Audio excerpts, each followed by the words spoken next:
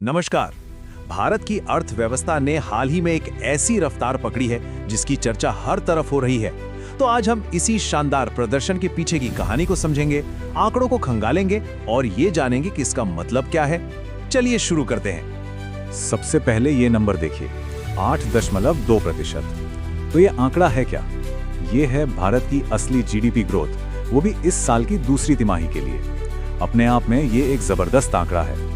लेकिन ये नंबर और भी ज्यादा बड़ा तब लगता है जब हम इसकी तुलना पिछले साल से करते हैं। देखिए, पिछले साल इसी दौरान हमारी ग्रोथ थी 5.6% और वहां से सीधा 8.2% पर आना ये एक बहुत बड़ी छलांग है। और सुनिए, ऐसा नहीं है कि ये बस एक बार हो गया है, ये एक मजबूत ट्रेंड का हिस्सा है।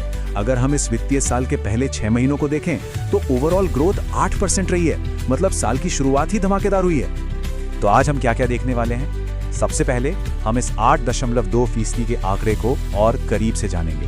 फिर हम उन सेक्टर्स की बात करेंगे जो इस ग्रोथ को रफ्तार दे रहे हैं। इसके बाद हम भारत के फ्रजाइल 5 से दुनिया की सबसे तेज इकोनॉमी बनने के सफर को देखेंगे और आखिर में विकसित भारत 2047 के बड़े लक्ष्य पर नजर डालेंगे। तो चलिए शुरू करते हैं पहले हिस्से से 8% की विकास दर और समझते हैं कि इस हेडलाइन फिगर का असल मतलब क्या है। यहाँ दो चीजें समझनी जरूरी हैं। एक है रियल जीडीपी ग्रोथ जो है 8.2%। इसका मतलब है कि महंगाई को एडजस्ट करने के बाद हमारी अर्थव्यवस्था असल में कितना बड़ी है। और दूसरा है नॉमिनल जीडीपी ग्रोथ 8.7% पर। यह टोटल वैल्यू में हुई बढ़ोतरी को दिखाता है। कहने का मतलब यह है कि दोनों ही आंकड़े बता रहे हैं कि इकोनॉमी में जबरदस्त जान है। तो अगला सवाल यह है कि भाई ये जबरदस्त ग्रोथ आ कहां से रही है? कौन से सेक्टर्स हैं जो हमारी इकोनॉमी के इंजन बने हुए हैं? चलिए अब इसी पर नजर डालते हैं। जरा इस टेबल को देखिए, ये हमें पूरी कहानी साफ साफ बताता है। हमारी ओवरऑल जीडीपी ग्रोथ तो 8.2% है, लेकिन इसका सबसे बड़ा हीरो रहा है हमारा सर्विस सेक्टर, जो 9.2% की शानदार रफ्तार से बढ़ा है। इंडस्ट्री सेक्टर ने भी 8.1% की मजबूत ग्रोथ दिखाई। हाँ, एग्रीकल्चर थोड़ा धीमा रहा 3.5% पर। और एक बहुत ही अच्छी बात यह है कि प्राइवेट कंजम्पशन, यानी हम और आप जो बाजार में खर्च करते हैं, वो 7.9% बढ़ा है, जो दिखाता है कि लोगों का भरोसा बढ़ रहा है। और ये चार्ट इसी बात को और भी आसान बना देता है।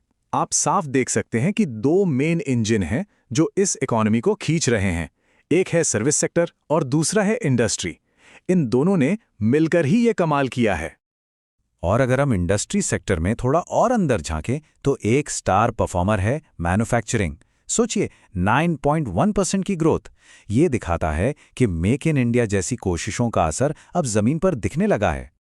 और सर्विस सेक्टर की बात करें तो फाइनेंशियल, रियल एस्टेट और प्रोफेशनल सर्विसेज जैसे जरूरी हिस्सों में तो 10.2% की डबल डिजिट ग्रोथ हुई है।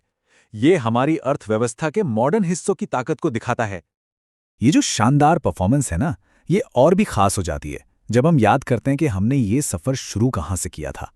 चलिए अब भारत के जबरदस्त बदलाव की कहानी को समझते हैं। ये टाइमलाइन एक कमाल की कहानी बताती है। जरा सोचिए, 2013 में दुनिया भारत को फ्रेजाइल 5 में गिनती थी, मतलब दुनिया की 5 सबसे कमजोर और जोखिम भरी अर्थव्यवस्थाओं में से एक। और आज भारत दुनिया की सबसे तेजी से बढ़ती हुई बड़ी अर्थव्यवस्था है। ये एक जबरदस्त कायापलट है। और इस अविश्वसनीय सफर का नतीजा क्या है? नतीजा यह है कि आज भारत दुनिया की चौथी सबसे बड़ी अर्थव्यवस्था बन चुका है। यह सिर्फ एक रैंकिंग नहीं है, यह दुनिया के मंच पर भारत के बढ़ते हुए वजन का प्रतीक है। तो ये तो हुई अब तक की बात, लेकिन ये सारी मेहनत, ये सारी रफ्तार हमें ले कहां जा रही है?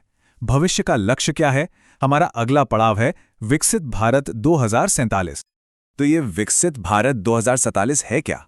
ये सिर्फ एक नारा नहीं है, ये एक बहुत साफ लक्ष्य है। लक्ष्य ये है कि जब भारत अपनी आज़ादी के 100 साल पूरे करे तब वो विकसित देशों की लीग में शामिल हो। लेकिन ये लक्ष्य कितना बड़ा है, इसका अंदाजा हमें वर्ल्ड बैंक की इस बात से लगता है। उनका कहना है कि इस सपने को हकीकत में बदलने के लिए हमें अगले 22 सालों तक लगातार करीब 7.8% की औसत ग्रोथ बनाए रखनी होगी। और हमारी अभी की जो 8.2% की ग्रोथ है, वो इसी दिशा में एक बहुत मजबूत कदम है। तो अंत में सबसे बड़ा सवाल यही है, भारत ने जबरदस्त प्रदर्शन तो किया है, लेकिन क्या वो इस रफ्तार को बनाए रख सकता है? विकसित भारत के सपने को सच करने के लिए आगे क्या करना होगा? ये वो सवाल है जिस पर आने वाले सालों में सिर्फ भारत ही नहीं बल्कि पूरी दुनिया की नजरें टिकी रहेंगी।